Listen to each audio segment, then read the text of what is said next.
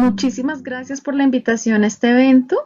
En el día de hoy vengo a hablarles acerca de la actualización de las recomendaciones de la Liga Europea contra el Reumatismo en el manejo del lupus eritematoso sistémico que fueron publicadas el año pasado.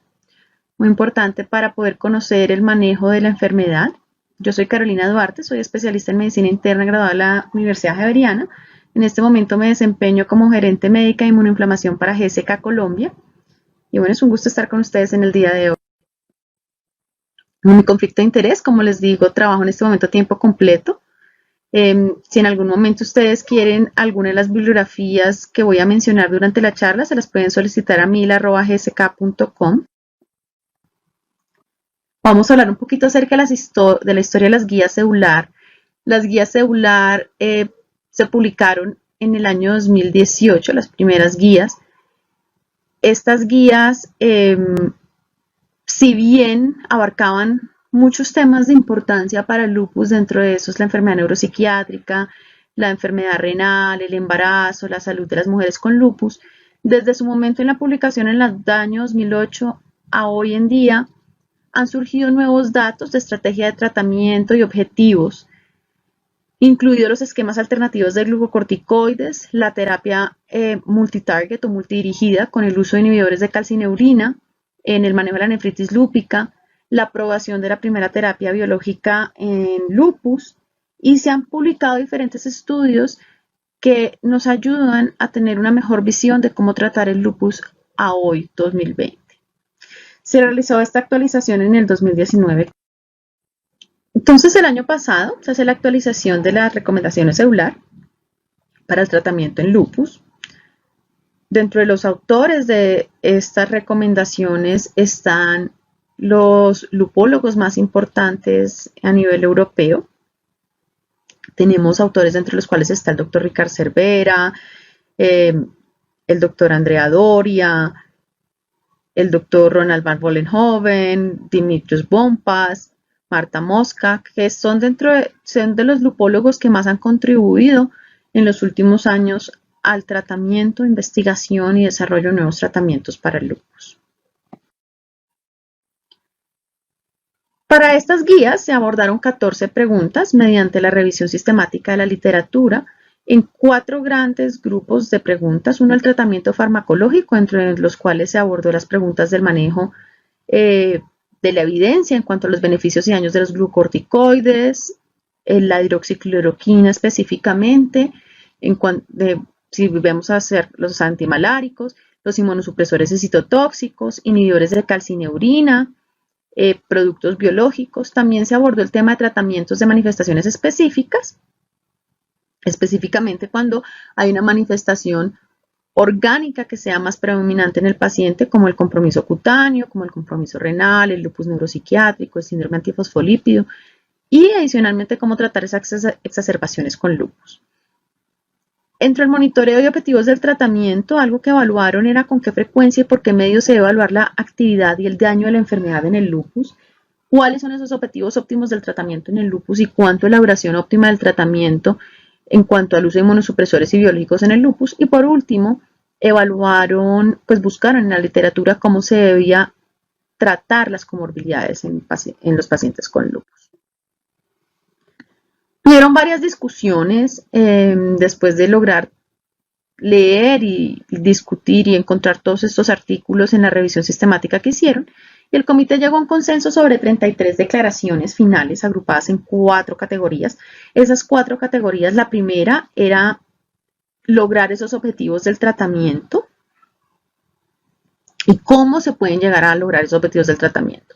Entonces, ahí hablaban acerca de la remisión o lograr la baja actividad de la enfermedad, sobre la prevención de las exacerbaciones como un objetivo de tratamiento, sobre la dosis mínima posible de glucocorticoides que los pacientes deben usar, hablando que es una dosis no mayor a 7.5 miligramos al día en dosis de mantenimiento, el ajuste de terapias en curso o cambio de adición de nuevas terapias. En cuanto al tratamiento del lupus, abordaron el tema de la hidroxicloroquina, los glucocorticoides, el tratamiento inmunosupresor y los agentes biológicos. El tercer punto son las manifestaciones específicas o manifestaciones cutáneas. neuropsiquiátricas, hematológicas y renales. En el previo no se habían cubierto las manifestaciones hematológicas, en este sí. Y por otro lado, las comorbilidades, que las comorbilidades toman un peso bastante importante en los pacientes con lupus porque son de las primeras causas de muerte en un paciente con lupus, son la presencia y no control de esas comorbilidades, como lo son los eventos trombóticos catastróficos en el síndrome antifosfolípido, las enfermedades infecciosas y la enfermedad cardiovascular. Y bueno, hablemos cuáles son esas recomendaciones generales para el manejo de los pacientes con lupus. Entonces sabemos que el paciente con lupus requiere un manejo y un abordaje multidisciplinario que se basa en una decisión compartida entre el médico y el paciente. ¿Por qué? Porque esta es una enfermedad de largo plazo, es crónica, no es una enfermedad aguda, y por lo tanto un paciente con lupus puede ser diagnosticado a los 15 años y vivir hasta los 75. Estamos hablando que es un paciente que tiene que llevar con esta enfermedad por el resto de su vida, y es muy importante esa decisión entre el médico y el paciente para lograr una mejor adherencia de los pacientes. Además, hay que considerar los costos individuales de la terapia, cuáles son la posibilidad y el acceso médico que tiene el paciente, y además todo ese contexto social que tiene cada paciente, con lo cual podemos identificar cuál es la mejor terapia para el paciente. Y algo muy importante es que el tratamiento del lupus se debe dividir en dos momentos.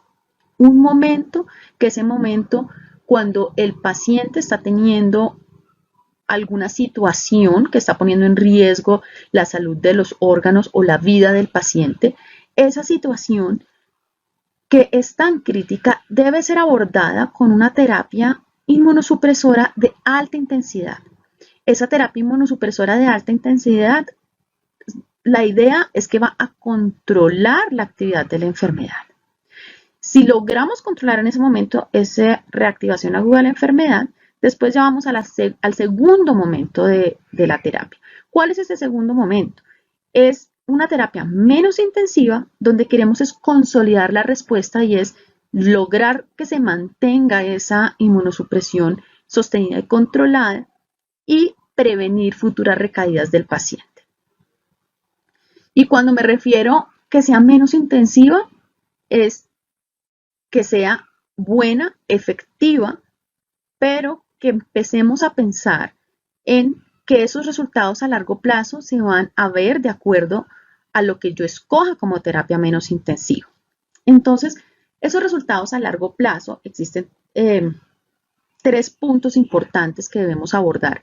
El primero es que nosotros queremos la remisión de los síntomas y signos de la enfermedad a largo plazo y pues de manera aguda cuando el paciente está activo, que queremos prevenir la acumulación de daños y minimizar los efectos secundarios de los medicamentos. Si yo tengo un paciente que va a tener durante toda su vida el requerimiento del uso de alguna terapia, tengo que estar consciente que la acumulación del daño se va a dar a través del tiempo, y sabemos que hasta el 80% del daño a los órganos se genera por el uso de los glucocorticoides de manera crónica.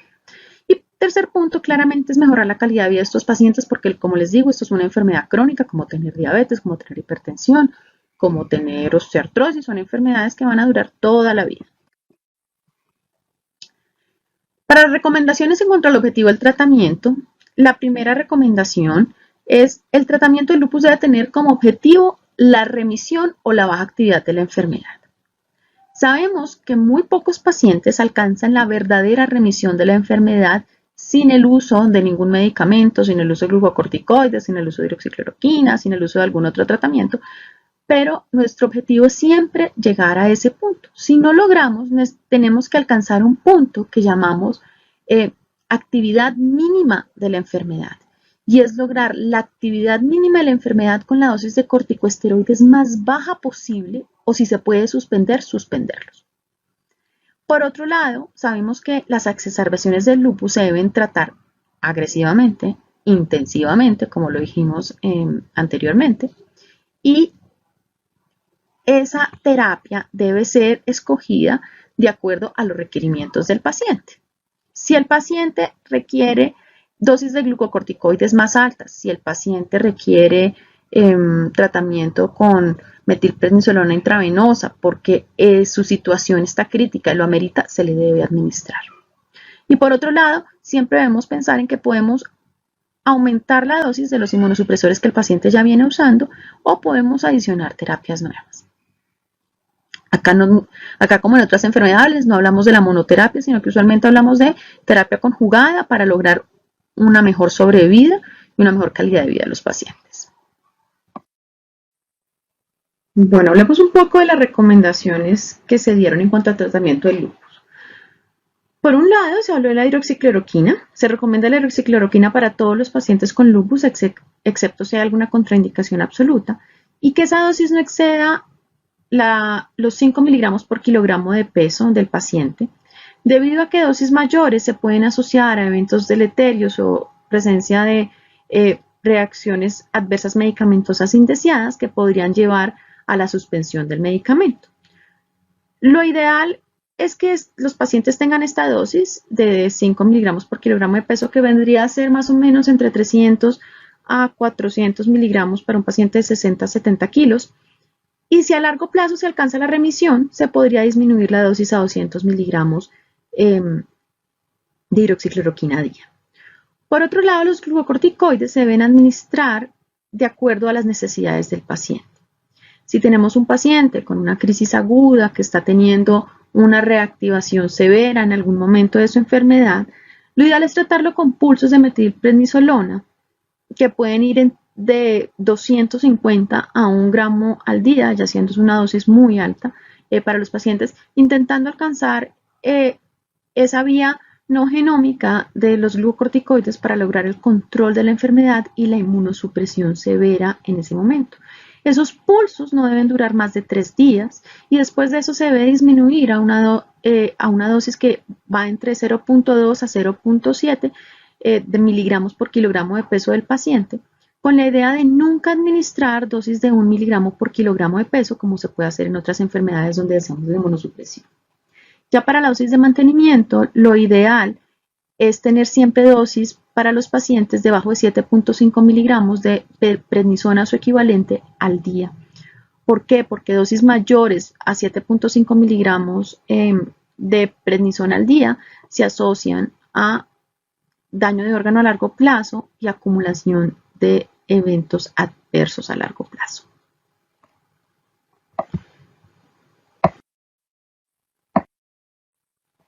En cuanto al tratamiento inmunosupresor, la elección del agente inmunosupresor depende de las manifestaciones de la enfermedad prevalente, la edad del paciente, el deseo de concebir de la paciente y adicionalmente la seguridad y el costo.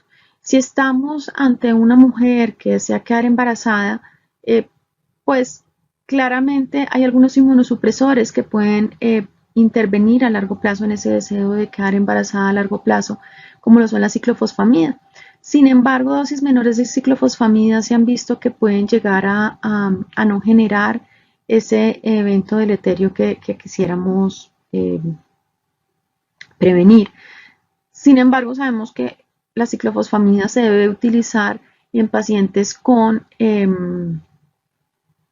compromiso renal, en pacientes que tengan algún órgano afectado que esté comprometiendo su vida. En cuanto al uso de medicamentos biológicos, tenemos 2 biológicos en el momento en el mercado que pueden ser utilizados en lupus eritematoso sistémico. Uno es el belimumab, el otro es el rituximab. Es importante que anotar que el rituximab, sin embargo, ha sido limitado al uso en ciertas manifestaciones específicas. Les voy a hablar un poquito más en la siguiente diapositiva. Entonces, como les decía, tenemos 2 medicamentos biológicos. Ambos atacan como tal la célula B y actúan de manera diferente. Uno, que es el rituximab, actúa directamente sobre el receptor, el CD20, induciendo la apoptosis de todas las células B.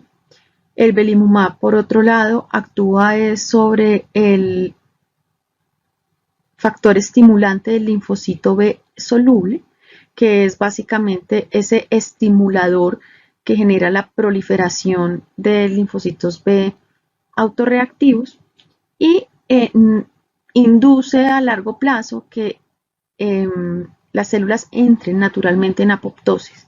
No actúa sobre las células B de memoria, por lo cual hay una protección en ese sentido.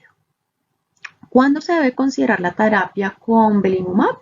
En pacientes que tengan enfermedad extrarrenal sin control adecuado de los tratamientos de primera línea, por ejemplo, que ya estén con prednisona, con hidroxicloroquina y no se esté controlando la enfermedad, pueden sí o no tener el uso del inmunosupresor.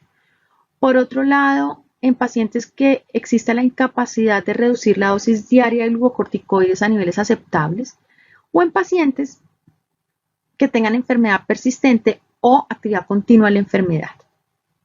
Esos son pacientes que tengan, por ejemplo, un SLEDAI mayor a 10, una dosis de prednisona mayor a 7.5 miligramos al día, pacientes que tengan el complemento constantemente disminuido o que tengan el anti-DNA constantemente elevado.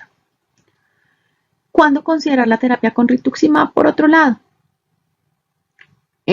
pacientes que tengan ya una historia de no haber tenido respuesta a diferentes terapias inmunosupresoras.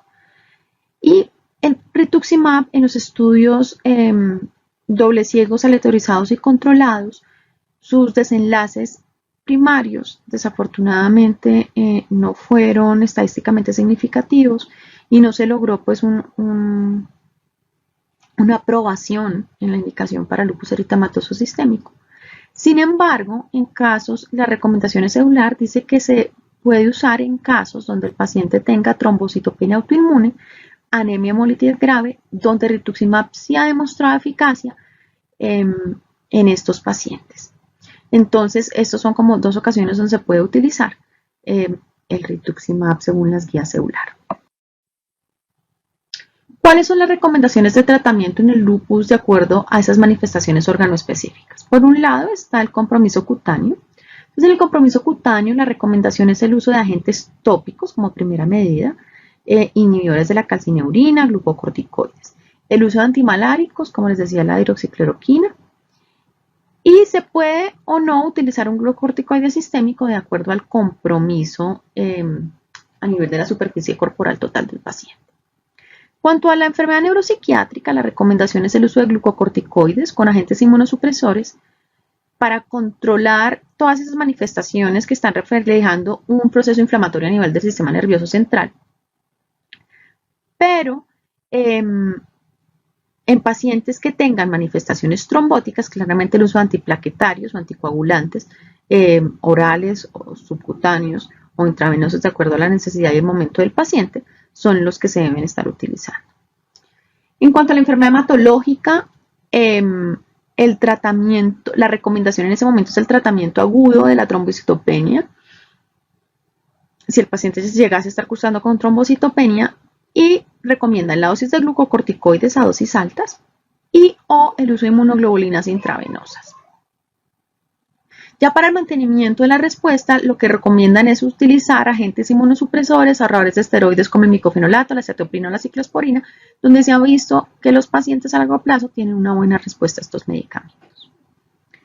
Para la enfermedad renal hay otras guías nuevas que salieron este año, lo cual no vamos a abordar en esta sesión, pero es importante que sí recomiendan el uso de micofenolato o ciclofosfamida intravenosa para tratamiento inicial o inducción y después un mantenimiento con micofenolato o con acetoprina de acuerdo al paciente. En cuanto al síndrome antifosfolípido, la presencia de enfermedades infecciosas y las enfermedades cardiovasculares se dieron las siguientes recomendaciones. Primero, el síndrome antifosfolípido se recomienda que se dé un tamizaje a los pacientes en el momento del diagnóstico. Tamizaje que se puede hacer mediante la medición de anticardiolipinas, mediante el hallazgo o presencia clínica de eventos trombóticos previos, abortos espontáneos previos. Adicionalmente, se puede utilizar también la medición de la anti-beta 2 glicoproteína IgM-IgG, o un VDRL con en veneno de víbora de Russell positivo, anticoagulante lúpico positivo, también nos pueden servir como un proceso diagnóstico en estos pacientes. Y lo importante es que se dé este proceso. ¿Por qué? Porque el síndrome antifosfolípido en los pacientes con lupus es un factor de riesgo que puede estar presente. Si un paciente tiene anticardiolipinas o síndrome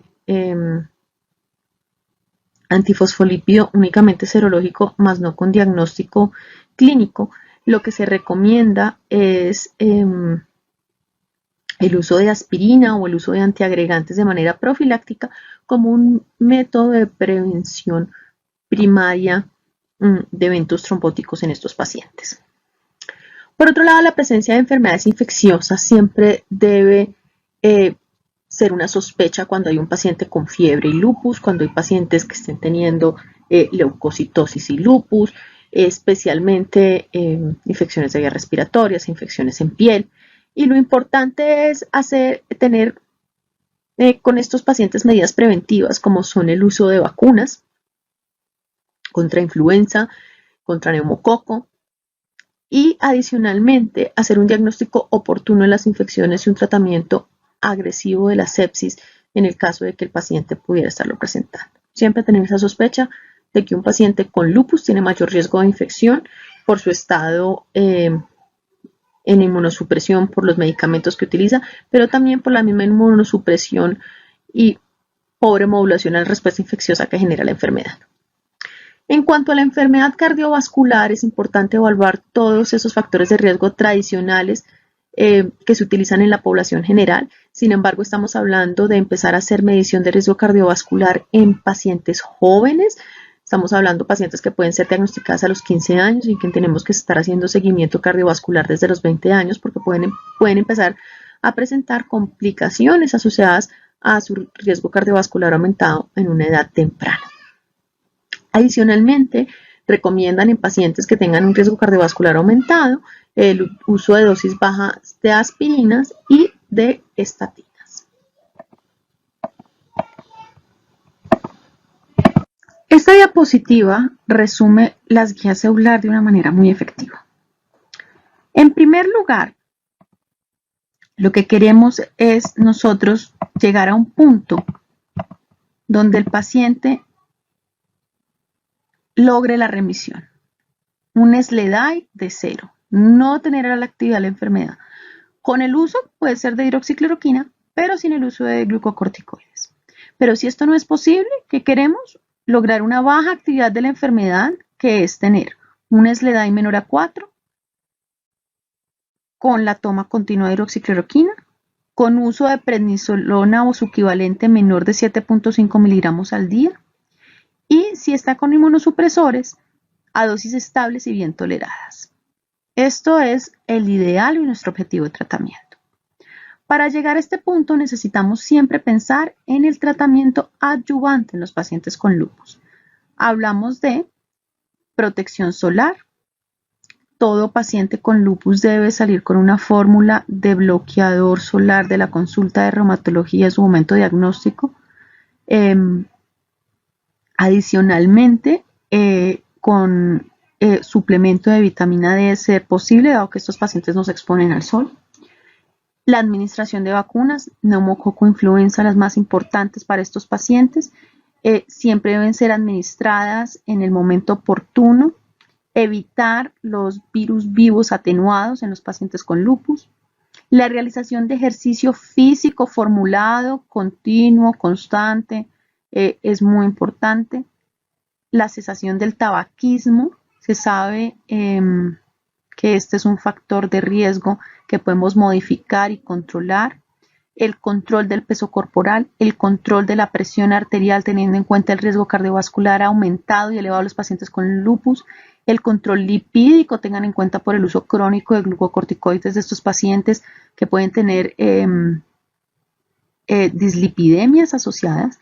También el control de la glicemia. El uso de aspirina en pacientes con anticardiolipinas positivas, sin eventos trombóticos asociados, y el uso de anticoagulantes más o sin ASA, de acuerdo a la situación, en pacientes con síndrome antifosfolípido. Y bueno, acá dividen la enfermedad en 3 momentos: lupus leve, lupus moderado y lupus grave. ¿Cómo definen lupus leve en las guías celular? Pacientes que tengan síntomas constitucionales, que tengan, acá abajo están, artritis leve, que tengan una erupción de menos del 9% de la superficie corporal total, que tengan plaquetas entre 50.000 y 100.000, que tengan un SLEDAI menor de 6 y que tengan un BILAG-C o menos de una manifestación BILAG-B. ¿Esto qué significa? Que estos pacientes pueden ser tratados con hidroxicloroquina, glucocorticoides vía oral, intramusculares en algunas ocasiones. Si tienen enfermedad refractaria, es decir, han pasado un mes desde el inicio del tratamiento y no se ve ninguna mejoría, o hasta 6 semanas, que es lo ideal esperar con la hidroxicloroquina, se puede adicionar metrotexate y aciatoprina, dependiendo de las manifestaciones. Metrotexate usualmente lo utilizan cuando hay manifestaciones articulares, aciatoprina cuando hay manifestaciones hematológicas o cuando hay algo de manifestación renal también se utiliza. También lo utilizan como ahorrador de esteroides. Y esto es importante porque cuando no hay respuesta a estos medicamentos y el lupus sigue avanzando, estamos hablando de un lupus moderado. ¿Qué es un lupus moderado? Pacientes que tienen compromiso articular tipo artritis reumatoidea, que tengan erupción en su superficie corporal total de un 9 a un 18% afectado, que tengan vasculitis cutánea, que ocupe menos del 18% de la superficie corporal total, que tengan entre 20.000 y 50.000 plaquetas, que tengan la presencia de serositis, un SLEDAI entre 7 y 12, o que tengan más de 2 manifestaciones BILAG-B. Estos pacientes se les puede agregar micofenolato, se les puede adicionar inhibidores de calcineurina en algunos países donde está autorizado su uso. Y si tienen un lupus en este momento que es refractario a esta primera línea, la recomendación acá es el uso de Benlysta. Acá es importante ver que que los medicamentos están también evaluados de acuerdo a su recomendación, de acuerdo a la evidencia, los estudios que tienen en la literatura. Tenemos en verde que es el mayor nivel de evidencia grado A para hidroxicloroquina, glucocorticoides y Benlysta. Por otro lado, tenemos pacientes que no responden a estas intervenciones y pueden evolucionar a un lupus grave. El lupus grave es cualquier lupus que pone en riesgo la salud del paciente, los órganos como tal, y pueden poner en riesgo la vida del paciente. Estamos hablando de pacientes que pueden cursar con nefritis, cerebritis, mielitis, neumonitis, vasculitis mesentérica, vasculitis cutánea que ocupe más del 18% de la superficie corporal total, trombocitopenia con plaquetas de menores a 20.000, púrpura trombocitopénica trombótica o un síndrome hemofagocítico agudo, que tengan un SLEDAI mayor a 12 o que tengan más de una manifestación BILAG-A donde esté en riesgo la vida. Estos pacientes van a poder requerir primero pulsos con glucocorticoides, el uso de ciclofosfamida en algunas ocasiones y en otras ocasiones cuando hay refractaria al tratamiento, como hablamos previamente, cuando el paciente tenga compromiso hematológico por trombocitopenia o anemia hemolítica, se puede considerar el uso de rituximab. Sabemos que hasta un 40% de los pacientes no va a responder al tratamiento de primera línea y casi siempre van a requerir terapias adicionales. Bueno, y por último, recordemos que en lupus queremos alcanzar la remisión completa de la enfermedad. Sin embargo, es bastante difícil alcanzar la remisión completa en los pacientes con lupus, llegar a esa ausencia de la actividad clínica, llegar a no utilizar glucocorticoides, a no necesitar de inmunosupresores, es bastante ambicioso. Por lo cual la segunda meta a la cual pudiéramos intentar llegar es tener un paciente con muy baja actividad de la enfermedad que requiera dosis de inmunosupresores, dosis de glucocorticoides, pero acuérdense siempre ese número menor de 7.5 miligramos de prednisona al día, y que los medicamentos sean bien tolerados, porque a largo plazo nuestra diana que abarca, esa diana azul que abarca gran parte del tratamiento, es que queremos prevenir las exacerbaciones de los pacientes y queremos que se pare de acumular el daño de órgano asociado a los medicamentos y los eventos adversos asociados a los medicamentos. Creo que eso era todo lo que tenía para contarles en el día de hoy. Este fue un resumen de las guías celular. Como pueden ver, ustedes pueden encontrar estas guías completas, son bastante interesantes de leer. Y fue un gusto haber estado con ustedes en el día de hoy. Muchísimas gracias por su tiempo y por haber estado acá presente.